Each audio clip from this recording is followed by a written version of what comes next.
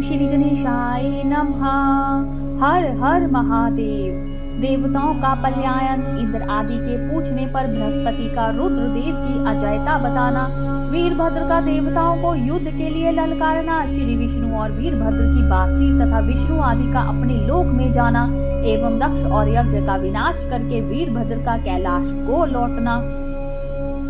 ब्रह्मा जी कहते हैं, नारद, उस समय देवताओं के साथ शिव गणों का घोर युद्ध आरंभ हो गया।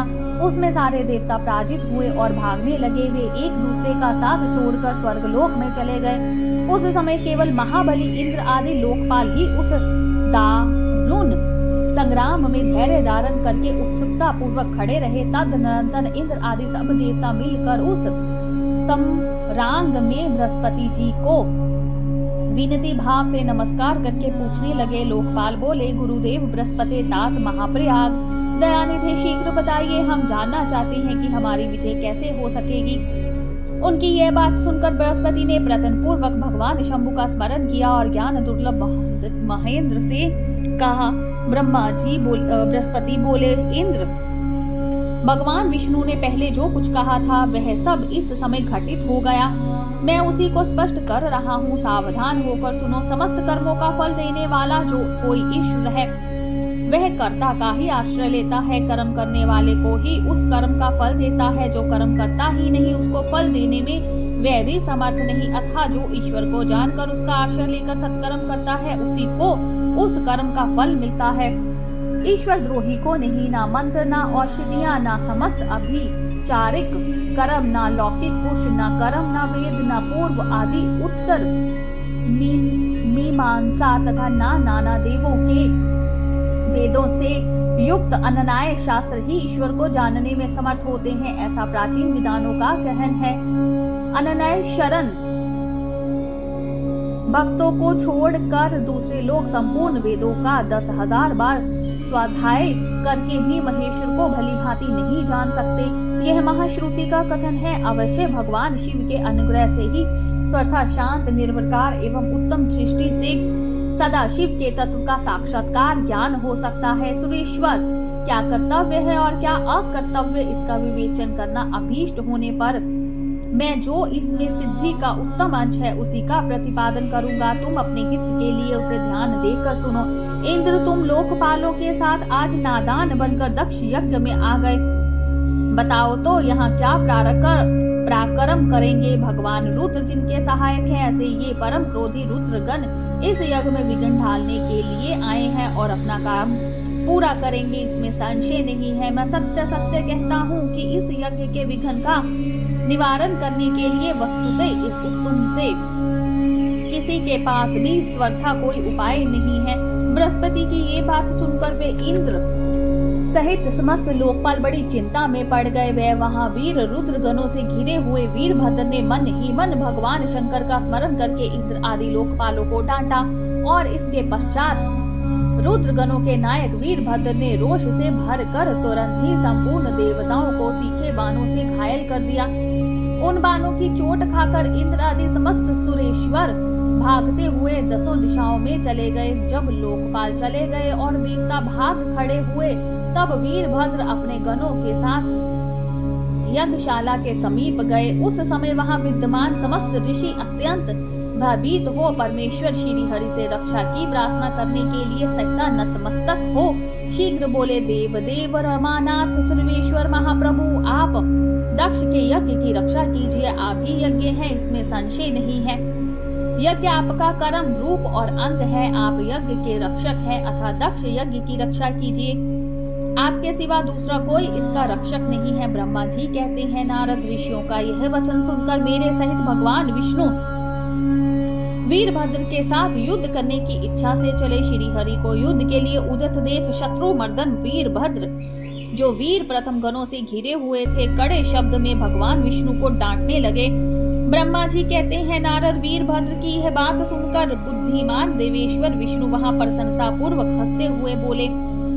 श्री विष्णु ने कहा, वीरभद्र, आज तुम्हारे सामने मैं जो कुछ कहता हूँ उसे सुनो। मैं भगवान शंकर का सेवक हूँ। तुम मुझे रुद्रदेव से विमुख ना कहो। दक्ष अज्ञानी है, कर्मकांड में ही इसकी निष्ठा है। इसने मूर्तावश पहले मुझसे बारंबार अपने यज्ञ में चलने के लिए प्रार्थना की थी। मैं भक्त के अधीन ठहरा, इसीलिए चला आया। भगवान महेश्वर भी भक्त के अधीन रहते हैं। तात दक्ष मेरा भक्त है, इसीलिए मुझे यहाँ आना पड़ा। दक्ष के क्रोध से उत्पन्न हुए वीर, तुम रुद्र तेज स्वरूप हो, उत्तम प्रताप के आश्रय हो। मेरी प्रतिज्ञा सुनो, मैं तुम्हें आगे बढ़ने से रोकता हूँ और तुम मुझे रोको।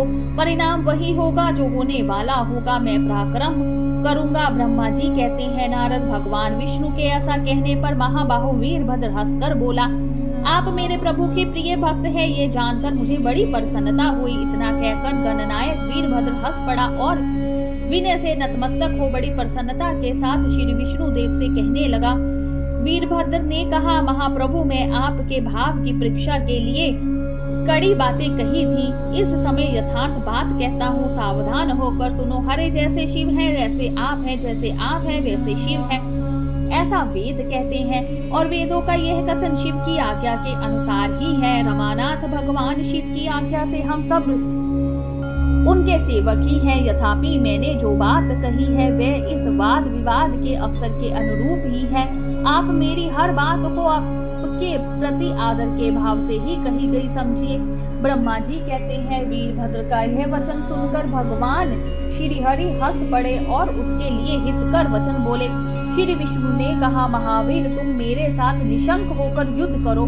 तुम्हारे अस्त्रों से शरीर के भर जाने पर ही मैं अपने आश्रम को जाऊंगा। ब्रह्मा जी कहते हैं, ऐसा कहकर भगवान विष्णु चुप हो गए और युद्ध के लिए कमर कसकर डट गए। महाबली वीरभद्र भी अपने गणों के साथ युद्ध के लिए तैयार हो गए। नारद तदनंतर भगवान विष्णु और वीरभद्र में घोर युद्ध हुआ। अंत में वीरभद्र ने भगवान विष्णु के चक्र को स्तंभित कर दिया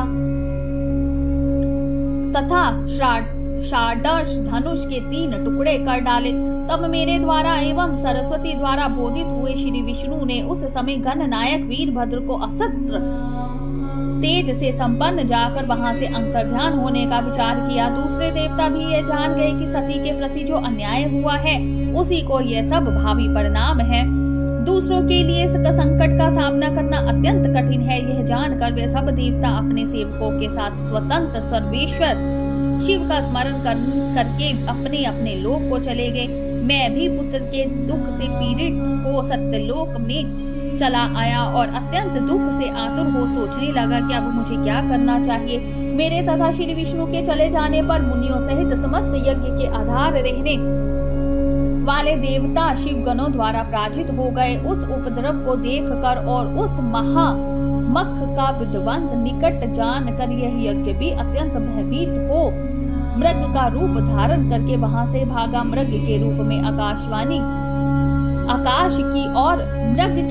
आकाश की ओर भागते हुए वीरभद्र ने उसे पकड़ लिया और उसका मस्तक काट डाला। फिर उन्होंने मुनियों तथा देवताओं के अंग भंग कर दिए और बहुतों को मार डाला। प्रतापी मणिभद्र ने भृगु को उठाकर पटक दिया और उसकी छाती को पैर से दबाकर तत्काल उनकी दाढ़ी मूंछ नोच ली। चंड ने बड़े वेग से पूषा के दांत उखाड़ लिए, क्योंकि पूर्व काल में जिस समय महादेव जी को दक्ष के द्वारा गालियां दी जा रही थी उस समय वे दांत दिखा दिखा कर हंस रहे थे। नंदी ने भग को रोष पूर्वक पृथ्वी पर दे मारा और उनकी आंखें निकाल ली, क्योंकि जब दक्ष शिव जी को शाप दे रहे थे उस समय आंखों के संकेत से अपना अनुमोदन सूचित कर रहे थे। वहां रुद्र गणनायकों ने स्वधा स्वाहा और दक्षिणा देवियों की बड़ी विडंबना दुर्दशा की। वहां जो मंत्र तंत्र तथा दूसरे लोग थे उनका भी बहुत तिरस्कार किया। ब्रह्मपुत्र दक्ष भय के मारे वर्दी के भीतर छिप गए। वीरभद्र उनका पता लगाकर उन्हें बलपूर्वक पकड़ लाए। फिर उनके दोनों गाल पकड़कर उन्होंने उनके मस्तक पर तलवार से आघात किया, परंतु योग के प्रभाव से दक्ष का सिर अभेद्य हो गया था, इसलिए कट नहीं सका। जब वीरभद्र को ज्ञात हुआ कि संपूर्ण अस्त्र शस्त्र से इनके मस्तक का भेदन नहीं हो सकता, तब उन्होंने दक्ष की छाती पर पैर रखकर दबाया और दोनों हाथों से गंदर मरोड़ कर तोड़ डाली। फिर शिवद्रोही दुष्ट दक्ष के उस सर को गणनायक वीरभद्र ने अग्निकुंड में डाल दिया। तदनंतर जैसे सूर्य घोर अंधकार राशि का नाश करके उदय जल पर आरूढ़ होते हैं, उसी प्रकार वीरभद्र दक्ष और उनके यज्ञ का विध्वंस करके कृत कार्य को तुरंत ही वहां से उत्तम कैलाश पर्वत को चले गए। वीरभद्र को काम पूरा करके आया देख परमेश्वर शिव मन ही मन बहुत संतुष्ट हुए और उन्होंने फिर उन्हें प्रथम गणों का अध्यक्ष बना दिया। बोलिए शंकर भगवान की जय, उमापति महादेव की जय, हर हर महादेव।